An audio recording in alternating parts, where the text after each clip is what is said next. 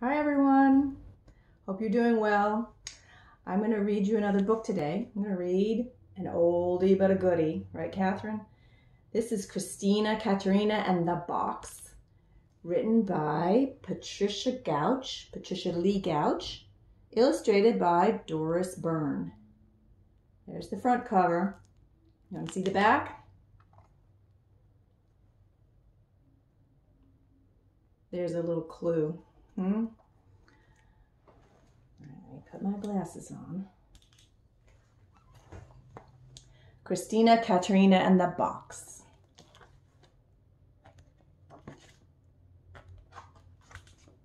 The title page might give you some ideas.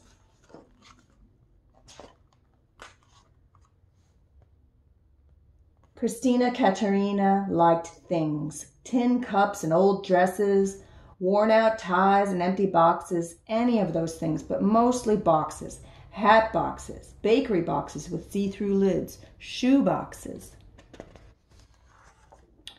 Best of all, she liked big boxes, so she was happy indeed one sleepy summer day when even her sometimes best friend Fats Watson was out of town to see a truck deliver a great tall box.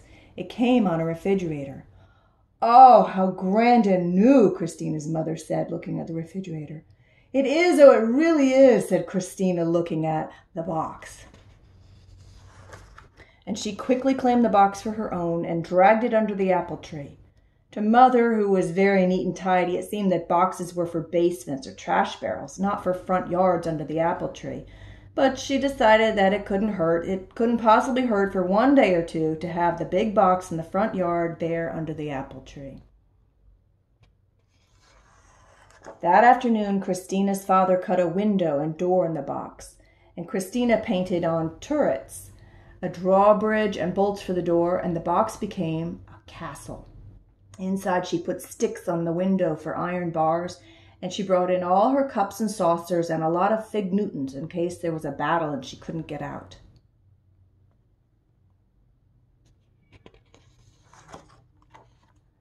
For 2 days, she and her bears lived and played in her castle peacefully until Fats Watson came home. He sneaked into her castle while she was out to lunch and ate up all her fig Newtons. And she locked him in until he hollered, "I'm sorry," 15 times. When she finally let him out, Fats gave Christina's castle a kick, and over it went, smack on its side.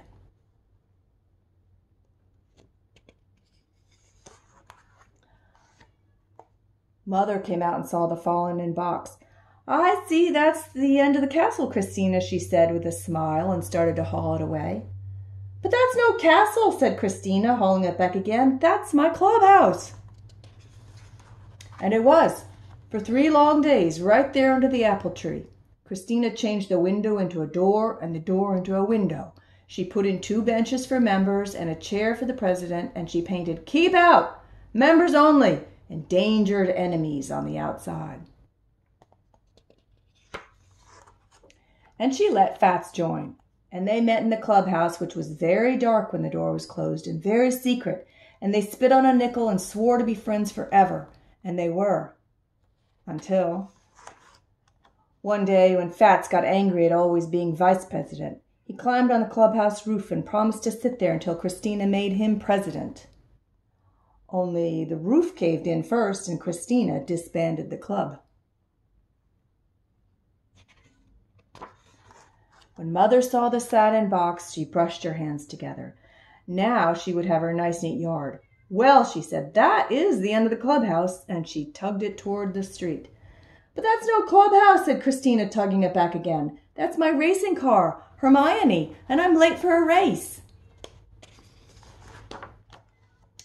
Before speeding off, Christina put the top on the bottom, turned the window into a cockpit, and on the sides painted 2 magnificent curling silver horns, which she blasted at Fats every time she rounded the apple tree. For 2 days, she raced around the yard and won every time.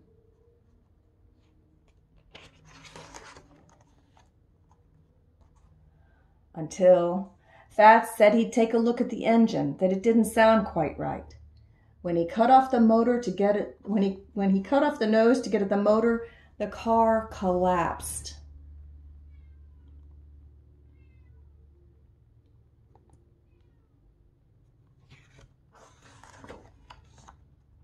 Christina's mother was relieved. "Ah, well, that is the end of the racing car," she said, and she pulled the cardboard toward the trash barrel. "But that's no racing car," said Christina, pulling it back again. "That's the floor of my summer mansion, and I'm going to have a ball." And she did, right there under the apple tree.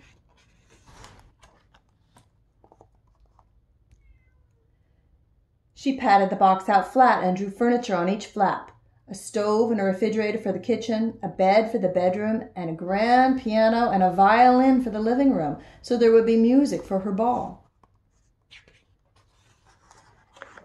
And she and her bears and Fats dressed up in gowns and high heels, and they invited kings and queens and some presidents and one vice president to come. And everybody came, and they danced and danced until their feet hurt and they had to take their shoes off.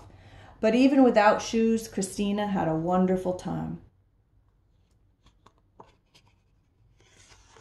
Until Fats decided the floor needed scrubbing. He sprayed it down with a garden hose and mopped it until the floor puckered and grew lumpy and finally fell apart.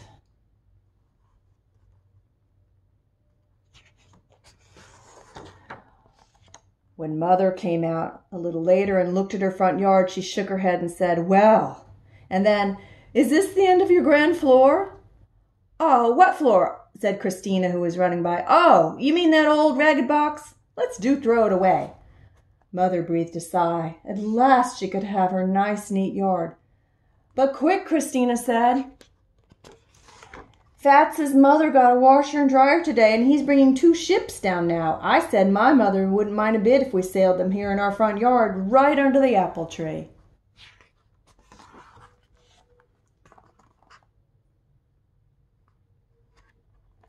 The end. That part never actually happened in the book, did it? Well, I hope you're having as much fun as Christina and her friend Fats. Miss you guys. Bye for now.